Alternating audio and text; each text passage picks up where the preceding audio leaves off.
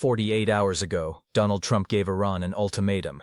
Monday night, obliterate their power plants or face the deadline. Monday morning, Trump walked it back completely and announced something nobody saw coming. We have had very strong talks with Iran. We have major points of agreement. I would say almost all points of agreement. 15 points, actually. He said his envoys Steve Witkoff and Jared Kushner had been negotiating with a senior Iranian official he refused to name. He said both sides want a deal. He said Iran agreed not to pursue nuclear weapons, not to enrich uranium, to hand over existing stockpiles, and to reopen the Strait of Hormuz. He said if they follow through, the conflict ends. He ordered the Pentagon to postpone all strikes on Iranian power plants for 5 days. Oil prices immediately dropped 13%. Brent crude fell from $114 to $99 per barrel. Wall Street rallied. The S&P 500 posted its best day since the war began, and then Iran responded. No negotiations have been held with the U.S. This is fake news to manipulate financial and oil markets and escape the quagmire in which the U.S. and Israel are trapped. That was Mohammad Bagher Ghalibaf, Speaker of Iran's parliament. The man multiple sources say Trump's team has been trying to reach. Iran's foreign ministry spokesman echoed the denial. There is no dialogue between Tehran and Washington.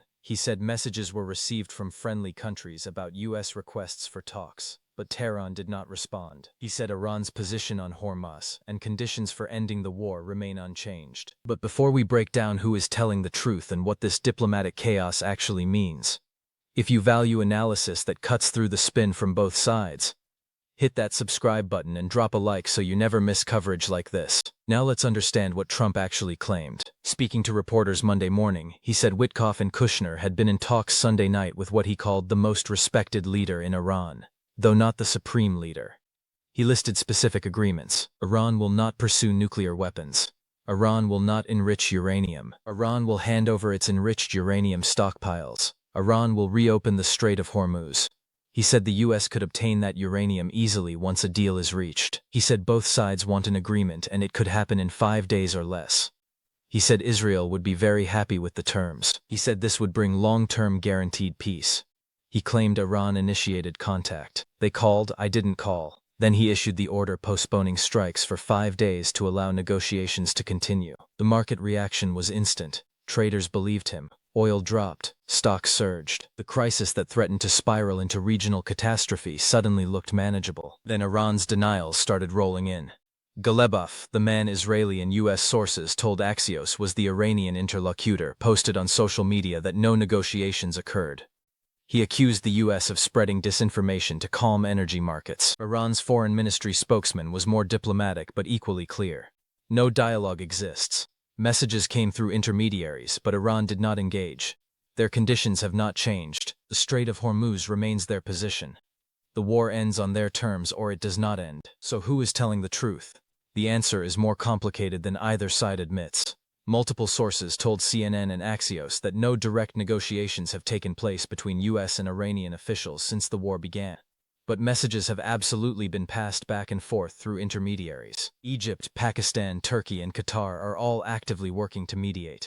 Egyptian Foreign Minister Badr Abdelati held calls Sunday with Witkoff, Iranian Foreign Minister Abbas Araghchi, and counterparts from Pakistan, Turkey, and Qatar. Turkish Foreign Minister Hakan Fidan spoke with Witkoff on Sunday.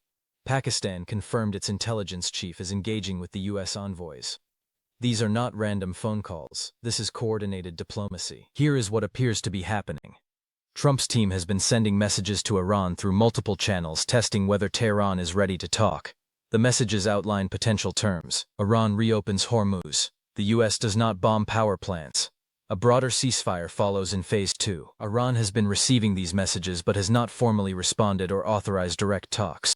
So Trump, facing a self-imposed Monday night deadline he knew he could not enforce, decided to announce negotiations publicly before they actually exist. The goal is threefold. First, calm the oil markets and stop gas prices from spiking before midterm elections. It worked. Oil dropped $15 per barrel on his announcement. Second, create diplomatic momentum that forces Iran to engage. If the whole world thinks talks are happening, Iran faces pressure to either confirm and participate or deny and look unreasonable. Third, give himself an exit from the power plant ultimatum without looking weak. Instead of backing down from the deadline, he is pausing strikes to allow diplomacy to work.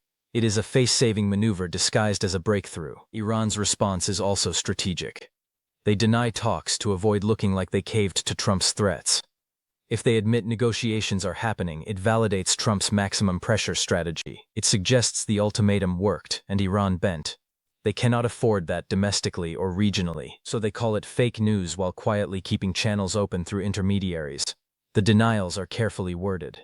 Ghalibaf said no negotiations with the U.S. He did not say no messages were received. The Foreign Ministry said no dialogue exists. They did not say they rejected all contact. They acknowledged messages came through friendly countries. They just did not confirm responding. This leaves space to eventually engage without admitting they did so under pressure. Both sides are positioning. Trump is trying to create the appearance of progress to justify walking back his ultimatum. Iran is denying progress to avoid looking weak while keeping the door open for actual talks later. But here is the problem. Trump claimed 15 points of agreement. He listed specific commitment. Iran will not pursue nuclear weapons. Iran will hand over enriched uranium. Iran will reopen Hormuz. These are not vague aspirations. These are concrete terms that either exist or they do not. And according to sources familiar with the discussions, they do not exist. No agreement on those points has been reached. Messages have been sent outlining possible frameworks, but Iran has not accepted those frameworks. So Trump either invented the agreements to manipulate markets, or he is counting preliminary message exchanges as binding commitment.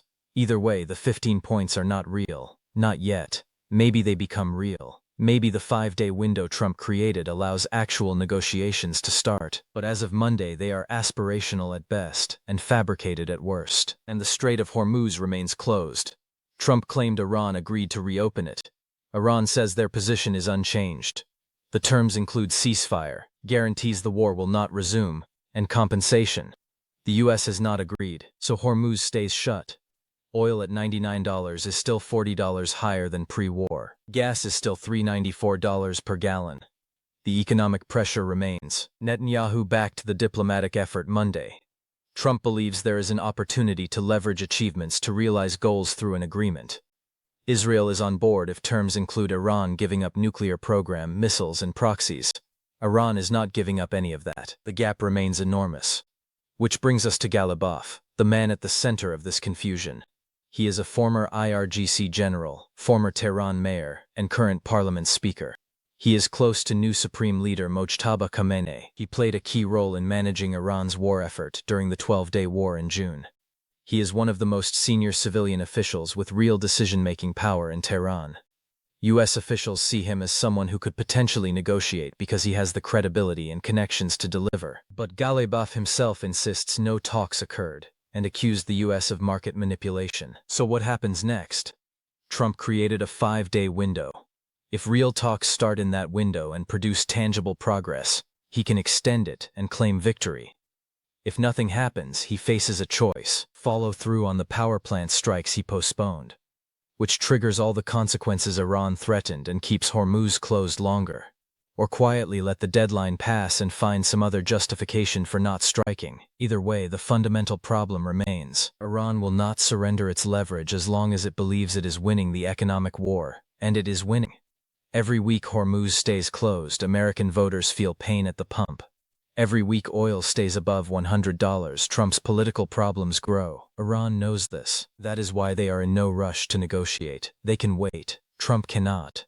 So he announced talks that may not exist to buy himself time and calm the markets. Iran denied the talks to avoid looking weak while keeping options open. And now the world waits 5 days to see if any of it was real. 2 days ago, Trump threatened to obliterate Iran's power plants. Today, he claims they are negotiating peace. Tomorrow, we will find out if either statement was true. If this exposed the diplomatic theater happening behind the war, smash that like button, share this with someone who needs the real story, and subscribe so you do not miss what happens when the 5-day window closes.